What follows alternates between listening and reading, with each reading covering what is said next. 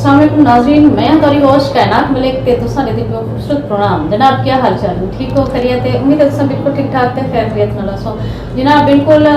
जरा ना खूबसूरत मौसम जरा ना सर्दियां दा वो एंड की तरफ है, खत्म थी की तरफ है और खूबसूरत सर्दियां जरा हल्के हल्के सर्दियां जरा ना वो सारे पाकिस्तान दे विच जरा ना कितनी बर्फबारी है ते कितनी ठंडी ठंडी हवाएं हैं और इन्हें ठंडी ठंडी हवाएं दे विच जरा ना असा एक मेहमान बहुत सोहने मेहमान को सराई बैठूं। जनाब ये वो आर्टिस्ट है, ये वो फनकार है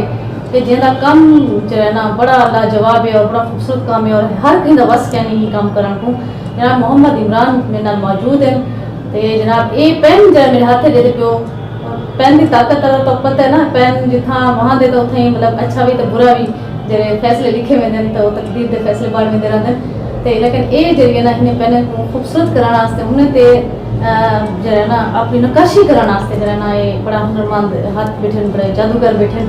ते इन्हें नाल करें गल मार और तो आपको जरा अपने नाल गाने सुना दूं और खूबसूरत फनकार हैं जी। अस्सलाम वालेकुम इमरान। वालेकुम अस्सलाम, क्या हाल है? ठीक ठाक, अल्लाह का शुक्र, बेहतरीन। अच्छा माशाल्लाह ये जरा ना ये सारा जरा जिला राजनपुर बड़ा जरखेज जिला है बिल्कुल और जामपुर की धरती तो माशाल्लाह वैसे भी बहुत जरखेज है जी अल्हम्दुलिल्लाह। ते इतना बड़े बड़े फनकार पैदा किए तोरे जे फनकार पैदा थे बस अल्लाह ताला दी मेहरबानी है। ते ऐसा कोई नाज़रीन को दसे सो के जनाब ये तुसा पेन जरा एक सादा पेन है जिनको बड़ा खूबसूरत कर दे दो इनके मतलब क्या क्या चीज़ें बने दो केरे केरे फूल बूटे बने दो केरे नक्श निगार बने दो हता कि ऐसा तो अक्सर नक्श निगार जब तो औरतें बने दो ना सोई सीब दा जी जी ते तुसा लगे नहीं तो सोई सीब वाला काम करे तो जरा नाज़रीन को दसे सो। ये बहुत पुराना मतलब फन है। मैं बचपन तो ही काम को देदा आंदा और मेरे दिल च बड़ा इश्तियाक है इन काम दा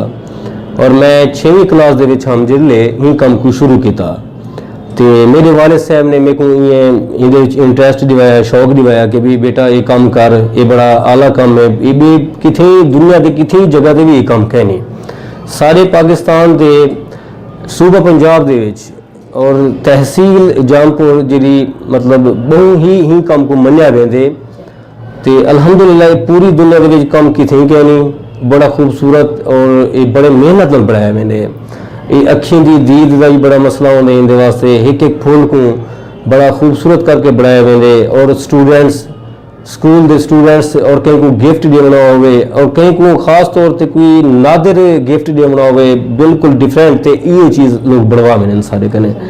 और मेरे को काम करेंगे वे अल्हम्दुलिल्लाह मेरे को 22-23 साल थी गए और मैं छोटा हम तो काम शुरू किया। मैं एक उस्ताद उन्होंने कने मैं सीखा बे उस्ताद कने गया उनके बाद मेरा अपना भाई भी है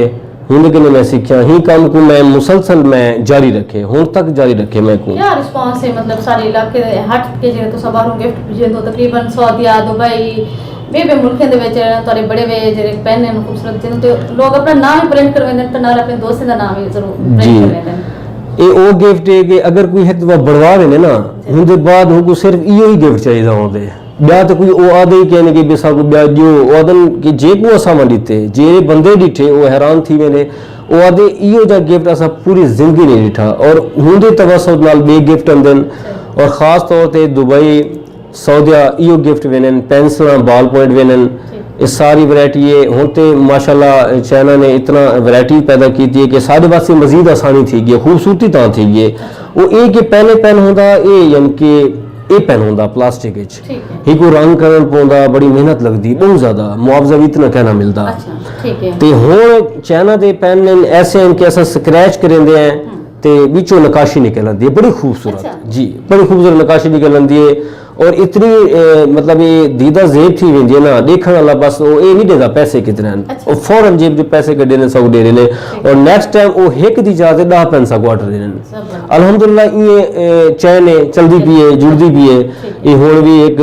कस्टमर ने ऑर्डर दिते मेरे को 10-12 पेन बनावन दा मैं बना बैठा ये तो को दिखाई दे रहा मैं शॉप चलदी है मतलब मेरे को बड़ा अच्छा लगदा मैं पेन बनवा दे जेरे अपने दोस्तों को गिफ्ट करे ते मैं ये नहीं देखा कि तोरे को लाथियो मन बके जिमे अंदर तो फौरन ही सेल था बिल्कुल बिल्कुल असा तो कोई फुर्सत ही कहनी होंदी कि 1 मिनट फुर्सत होवे ये हुण हाली दू में पेन बनान ते बे हाली लाथन इनके तुसा हर कलर दे पेन को जरा ना इस्तेमाल कर सकदो हर कलर पे ये तो ब्लैक बिल्कुल जी ज्यादातर क्या लिखला है वो तो दूसरे बैग केड़ा कलर है? नहीं ये black गोल्डन, colour है ना? ये रेड है। हाँ ये रेड है। जी जी ठीक है रेड कलर मैंने कि तुसा अपनी पसंद है जी। कलर दे उत्ते तुसा जी, लोग बिल्कुल। जो है ना प्रिंट करवेंदे जी, आप- ज्यादातर क्या प्रिंट करवेंदे ज्यादातर मतलब हिंद होते बेल बूटे वगैरह ना लिखवाई बर्थडे दे पेन होंदे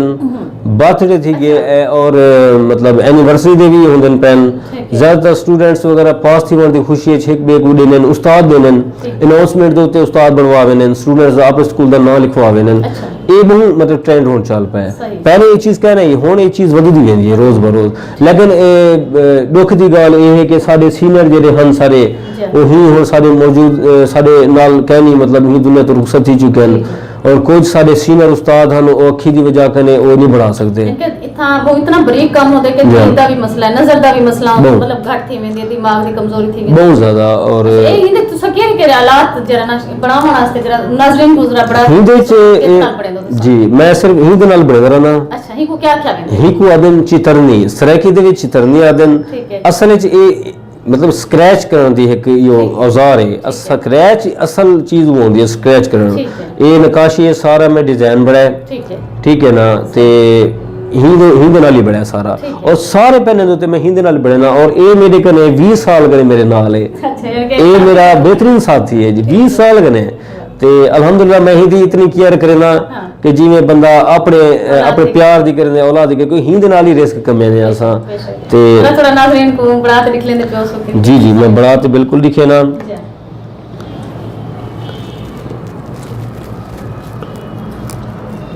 ये स्क्रैच करे ने असा फुल मुख्तलिफ डिजाइन बने ने ठीक है और अल्हम्दुलिल्लाह हर डिजाइन एक बेकने वाला हर डिजाइन ये इंस्टीट्यूट बढ़ाया वने जी। दिखा दो जे ए पानी थी खत्म ना थी वने बल्कि नस्ल दर नस्ल चले पे नस्ल दर नस्ल चले, बिल्कुल। इंस्टीट्यूट मुख्तलिफ